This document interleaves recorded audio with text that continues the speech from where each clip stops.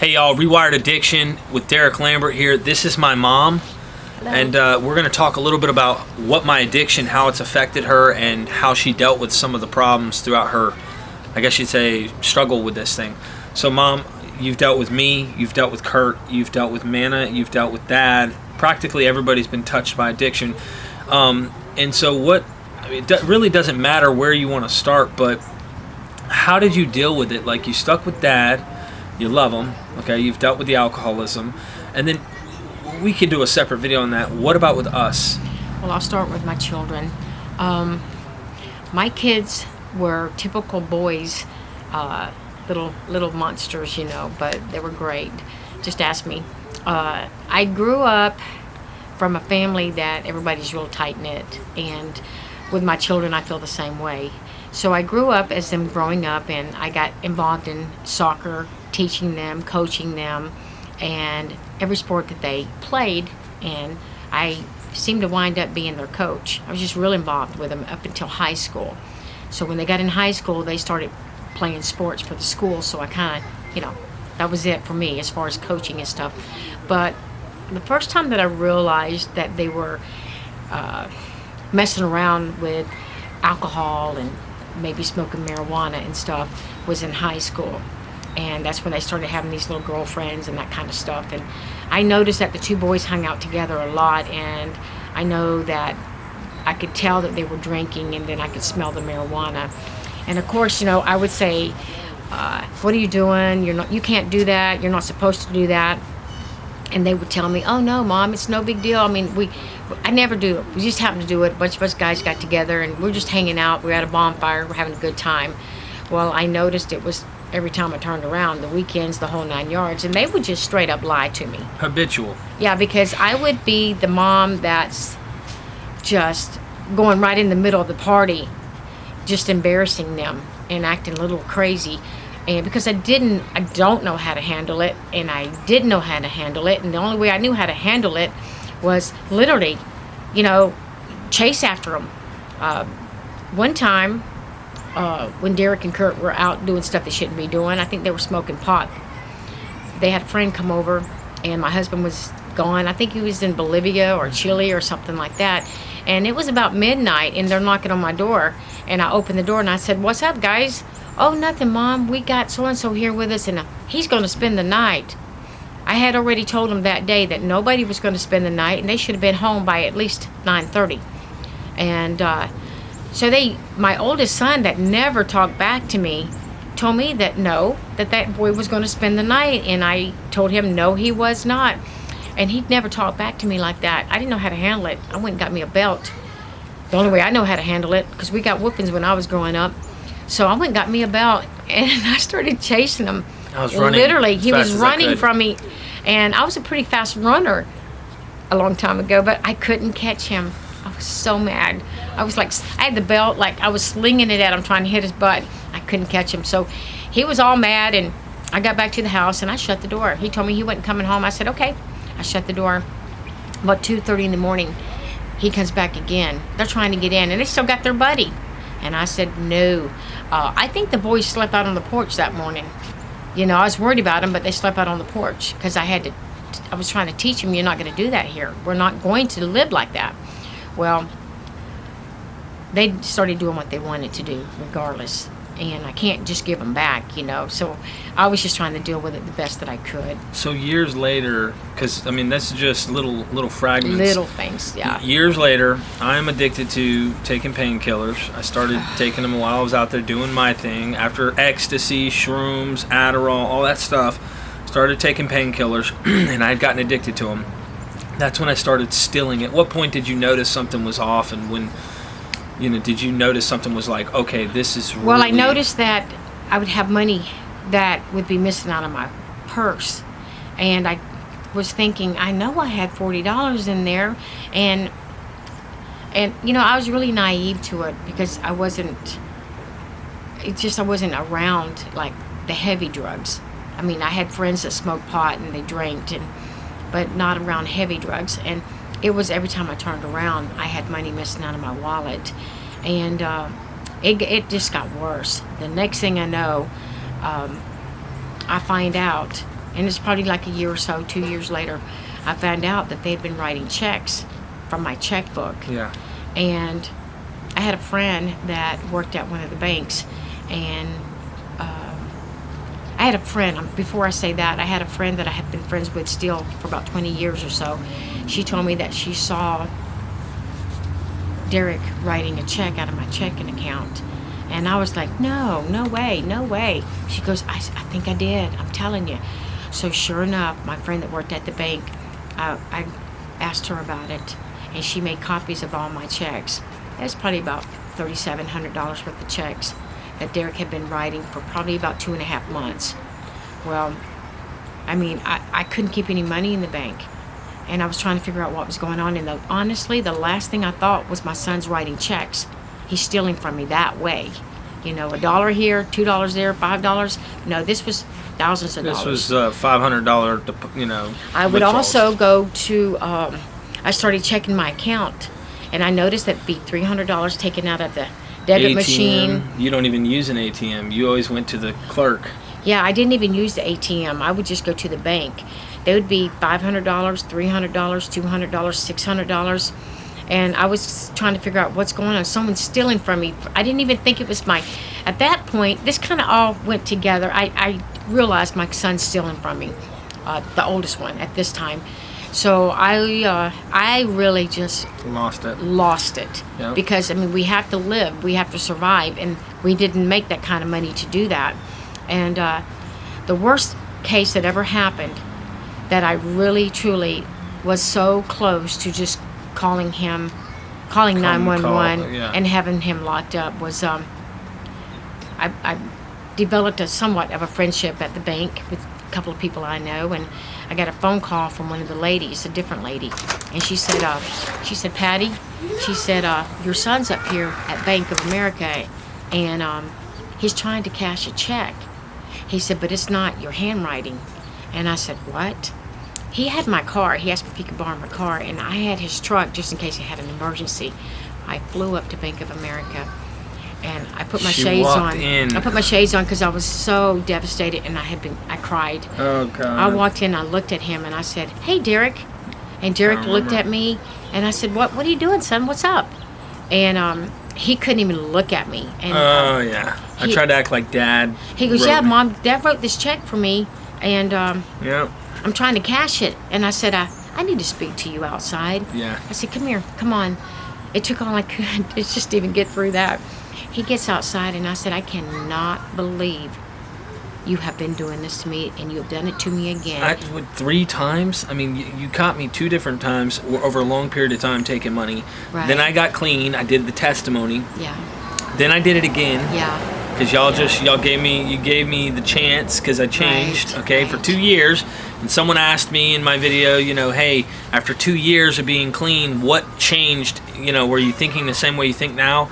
I absolutely wasn't thinking the same way I'm thinking now. In fact, I got into kind of like I guess you'd say, where I got really religious in my mindset and wasn't thinking in a spiritual way. So I was at church taking communion, which was real wine. I shouldn't even be touching that. That's just how I am. My dad's an alcoholic too. That's a whole different story. But so later on down the road, how did you put up with it? I mean, you couldn't control what we were doing. I couldn't. With my sons, it's nothing that you, after a while, it's that you're not putting up with it. You can't do anything about it as a parent. That's the worst part. You have no control or power over it, and it kicks your ass. Zero. And these were 2 kids. This was my son that was honestly always a really good kid, and I was very close to him, but he wasn't there. He wasn't the boy that I raised. I didn't even really know him, and the way I knew it wasn't even him. It was like a whole different person, and there was nothing I can do. Absolutely nothing I can do. And I'd come over here, and I tried everything. I mean, one day I'm being super sweet and nice. The next day I'm being a drill sergeant. I come over here and I just see just crazy in his house, and the house, and just I came over here one time, and it was probably 1 o'clock in the afternoon, and I come in the bedroom, and he's still in bed, and you know, and he rolls over and he takes the cover off of him, and he was skinny, and it made me sick. It made me feel nauseous. Because you want what's best for your boys. Yes, I'm not used to seeing my son like that. I can describe it as watching your kids slowly die. Like literally, they're dying. Do you have any advice to someone who's going through that right now? I could not fix the problem. So figuring out, like, coming to God or whatever your power is, I mean, and just kind of trying to release it and let, it's so something that you cannot control. You think you can, but you have no control over it. But see, you never did fully give up. And someone who's in active addiction like me maybe felt like mom was done, mom was this, mom was that, but mom was still always there and supportive. I was trying so hard. I mean, I pray. When I say you pray, it's on your mind all the time about your children. I mean, it's not a certain time you pray, or it's not just nighttime, it's not just morning time. It's on your mind all day long. Every time you turn around, it might slip for 5 minutes, you might forget about something, but then it comes right back, because why? You're a mom. And when your kids are messed up on drugs, you're not right. Yeah. You're not right. You will do anything to try to help your kids. And yes, I prayed all the time. Sometimes you felt like giving up, but you just kept somehow, no matter what, there was just something. I had hope. Not a lot of faith, but I had hope.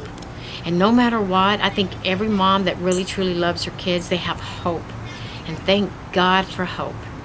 Yeah. And for people who try to reach out in darkness and help save people, that's how I ended up getting clean. Now with Kurt, okay, let's talk a little bit. Yeah, he's the baby. He's the baby. Okay, he's the younger brother. He's the youngest one born of mom. Period. Right.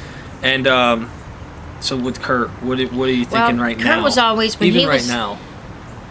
Because we're already 12 minutes in, and I really think it's important they understand where you're at. Even with Kurt. right now with Kurt, I still pray. I'm always going to pray. I worry. I always very concerned about Derek. Derek's doing wonderful, and I know he's doing wonderful. But, they tell me about addiction and how, it's addiction. And even though he's doing wonderful, and I do believe he is, I can see it, his life, everything, he's doing great, but I always worry. Especially in light of some, life situations. And if you have issues, and we all have issues, but if you have big issues, things that are life-changing type issues in your life that can either make you live one way or another, and you have addiction problems, it can slip up on you, and the next thing you know, you're doing the same thing you did before. Yeah. So I always, no matter what, even if they don't want to hear it, I cannot stop telling them how I feel. It's like they can only handle so much, but as a mom, you worry. And yeah, you do give it to God because you can't control it, but you still worry. I think God made moms like that. God made moms love their children. Moms love their kids. Real moms love their kids. And they might not like them sometimes. I didn't like them. Oh my goodness gracious! Like I said, I used to chase them. Me. I always loved them, and you I always told me that when we were them. at Elisa's house. Yeah. That's what broke it. Yeah, I love them. That's what really helped me kind of come into this. Okay, no matter what, mom loves me. I always love my boys. I'm loved. You know what? I will always love my children, and I've been accused of loving my kids too much, and so be it. As far as I'm concerned, they were my kids. God blessed them with me. I don't like them sometimes. But I always love my children, all of them. I have 4 of them, and I love every one of them. With Kurt, I worry about Kurt. Kurt is doing better. He really is doing better. My definition of clean compared to their definition of clean is different. My definition of clean is completely clean, like nothing. Their definition of clean right now is staying off of heroin and opiates and things like that. Kurt is doing much better, much, much better. I'm kind of like, I don't know, I'm just who I am. She's old school as I'm well, old school. So when you quit something, you don't take other drugs in her mindset. But then again, This is coming from someone who is not a drug addict. Right. So I'm not 60. saying, and by the way, I agree with that definition of clean, okay? But I'm saying someone who's taking a maintenance drug, going to a doctor to Right, try and right. stay off of the streets, that's a And- form of and in I- recovery. and I can accept that. I do understand that enough. Right. I can never say, "Oh, I got it," because I don't have it. I'm not an addict, but I do. I've been involved with it for long enough to know that I'm proud of both of them, and they're doing so much better. And there's always going to be a mountain to climb. There's always going to be another mountain to climb. No, whether it's drugs, whether it's your children, because these kids is going to grow up. And I was telling him today about something like that. I was telling him that when you get my age, and I'm 60, and I've earned every day of it, when you get my age, you see things differently. As a clean, sober person, you see things differently because, you got to get to the bottom of the problem before you can even start to fix it. You got to find out. You can't fix something you don't acknowledge. And you got to get to the bottom of the problem and start working on it, as far as I'm concerned. And a lot of people, and I'm the same way. I don't like anybody telling me, well, you're this and you're doing that. Nobody likes that stuff. But somebody's got to say it. Somebody's got to tell you. And that's something that I've always been like, During, Mom would argue with me about even. I still do. And I I'm still like, do. Mom, you're not going to change Kurt. Example, Kurt. Yeah. Mom, you're going to have to just let it be. He's going to have to figure it out. He's going to have to hit a rock. He's going to have to hit a wall. And Mom's like, no, she can't watch him just do it because she that's knows what was hard. he doesn't mean to do it, Right. and he does it. And so I'm going, well, he's got to get burnt for him Right. to learn. I don't want to be burnt anymore. And If you feel like you can do something, you try. And I kind of acknowledge that, well, I don't know. I have my moments where you give me the boost and I try, and it might work temporarily, but it's never really Well, stuck with speaking of Kurt. that boost, when you have a child that's an addict, and even if all of a sudden they're going to do good, and they've been clean for 2 days, and they're telling you, hey, Mom, I'm clean. I haven't used it 2 days. Yeah. I'm telling you, the happiness and the joy that comes in your heart from just hearing that, I'll take those 2 days and I'll just focus on those 2 days forever. And enjoy those 2 days. And enjoy those 2 days, because I'm so happy to know, and they can be over here and doubled up in pain, and I'm so happy that they're not using for 2 days. I remember opening the door many mornings with Kurt coming down the road and, knocking on the door at 3 o'clock, 4 o'clock, 5 o'clock, and I'd open the door and I'd just look at him and go, what's You going knew on he now? was not right. And he would say, Mom, nothing, I'm good, I'm up, I just feel good today. I wanted to come see you. It is 5 o'clock in the morning or 3 o'clock in the morning, and I knew better. And it will suck the life out of parents. You love your children so much. You don't want them in trouble with the police department. You don't want them hungry. You don't want them dying. want them depressed. You don't want them sad. And as a parent, for me, it has, and it will. It will suck the life out of you. Love those kids. Love them, because you never know. Yep. Yeah. 3 years, 3 months. I'm not turning back. Yeah. Right now, I have today. I'm making these videos because I love y'all, and I want you guys to understand this is real. We're a real family, and a family that prays together stays together. And look, we've been through it. Trust me, I don't have to prove this to anybody, but you can hear it. If you've been there, you know what I'm talking about. You can relate. So mom's sharing her kind of side of things, and we are barely, we haven't even, that's the sad thing, is like we're 19 minutes in and we're going, wow, we haven't even really dug into some things, dealing with Dad's alcoholism, Manna. We're going to have her interviewed here sometime in the next, I'd say within the next couple months even. I'll have my sister Manna, and she can give you her story about her battle with addiction and methamphetamine and such. But Kurt, it touches all of us, and Mom's proud to see that I'm clean, and it makes you feel $1 million. I'm so happy. This is a highlight in my life right now. I'm on that happy kick. Because Kurt's not using, I'm not all using. my children at this moment are clean. Manna's clean, Kurt's clean, We I'm all still clean. have problems. Just because you're not using drugs doesn't mean you have this hunky-dory life. We all have problems. Even I And have Dad's not problems. drinking. My husband's not drinking. So I take every moment, and I thank God for that time when they're clean. And I pray to God they stay clean. And if there's parents that are out there, love your kids. Love them. Love you, Mama. Because they need your help. They need your help. Yeah. Love y'all. RewiredAddiction.com. Derek Lambert. Check it out. We've got 3 tiers. Help support the platform. Let's get this information out there and help save people in this world. All right, y'all. Love you, Mama.